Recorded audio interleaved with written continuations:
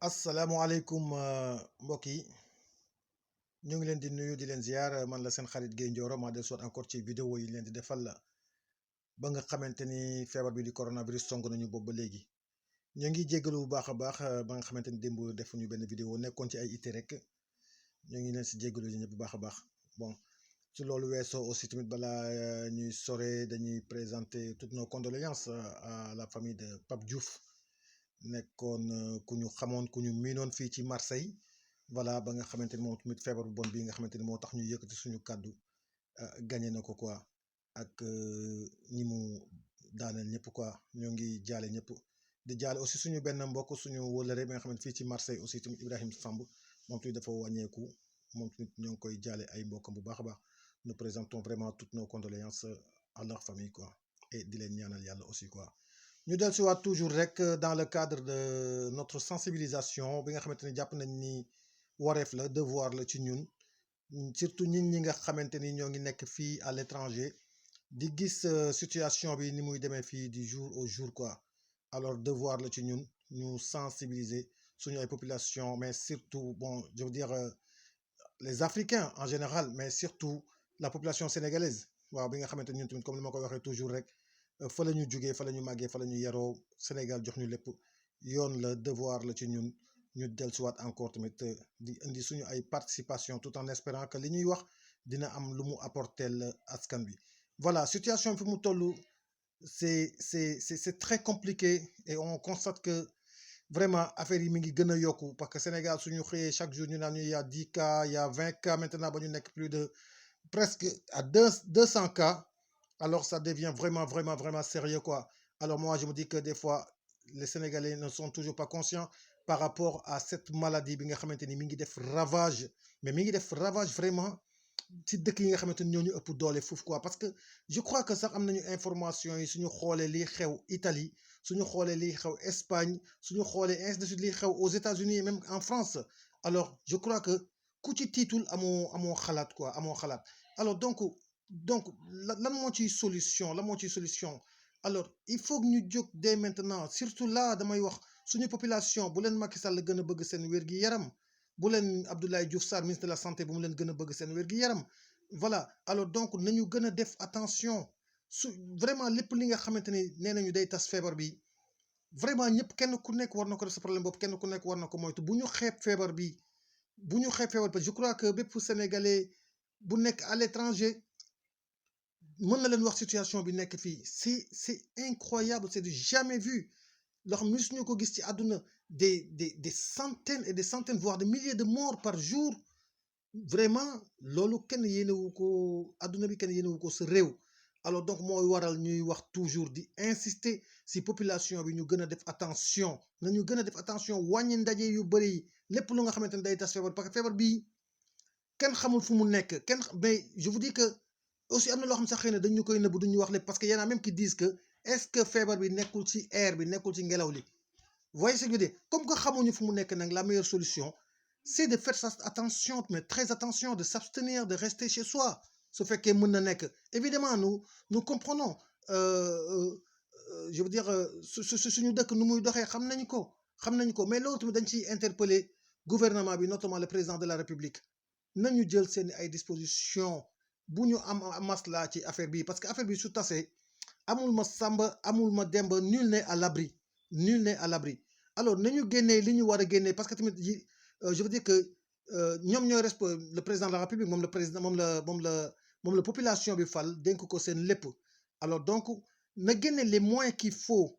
au moment qu'il faut je crois que c'est le moment boo xamante ni warul am économiser si pour ça parce que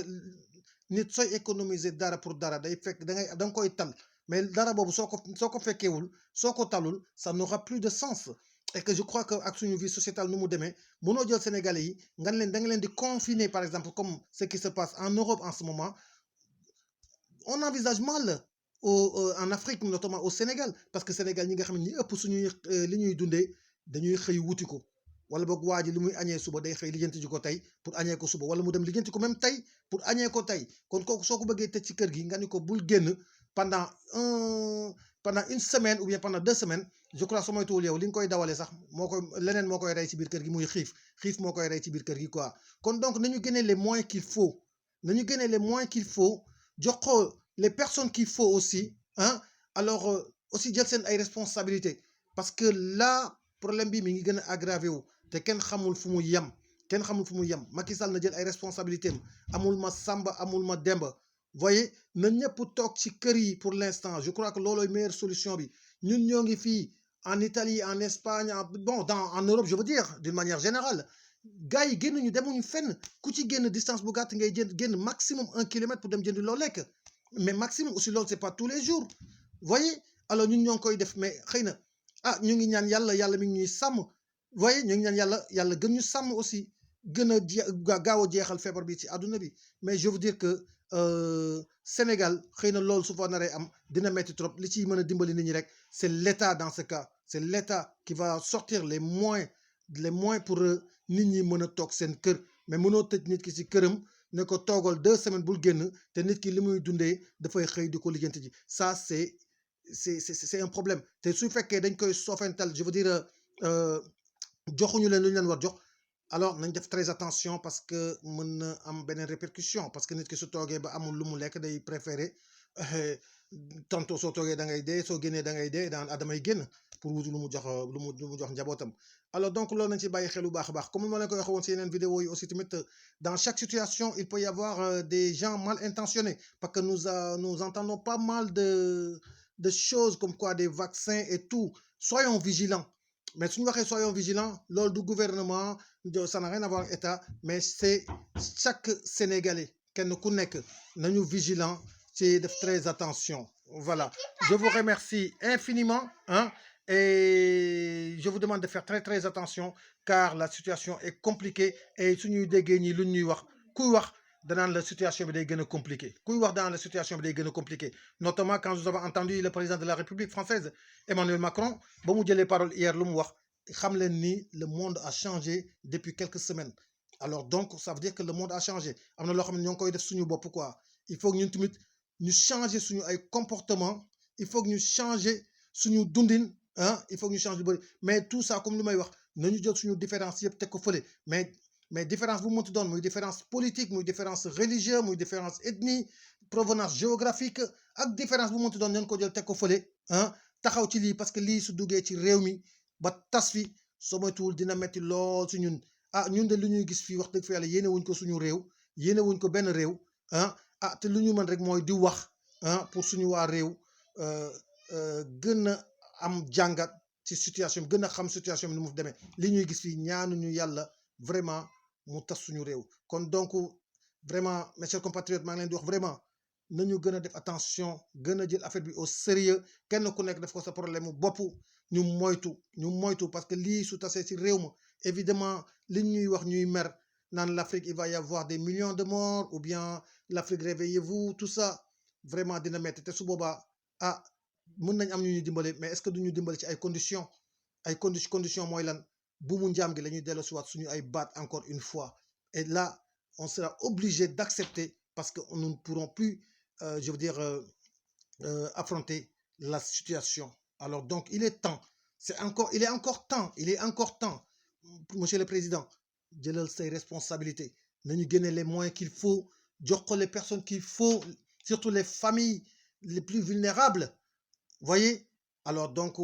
comme ça ñu mën a xeex jàngoro bi parce que vraiment ñu ko wax ak ñi ko waxul ñi mën a wax ak ñi mënul wax fii ku fi nekk di gis li fi nekk tiit nga ci Sénégal ku fi nekk di gis li nekk fii ci Europe bi en général vraiment tiit nga ci Sénégal te vraiment ñun lii rek la ñu mën wax leen dañuy ñaan yàlla nag mooy yal na yàlla gaaw jële fi feebar bi ba ñun ñëpp ñu delluwaat suñu activité ñu ngi leen di ñaanal comme ni ngeen ñuy ñaanalee yal na yàlla bokk sàmm ñun ñëpp et voilà il faut que kenn ku nekk def ko sa xeexu bopp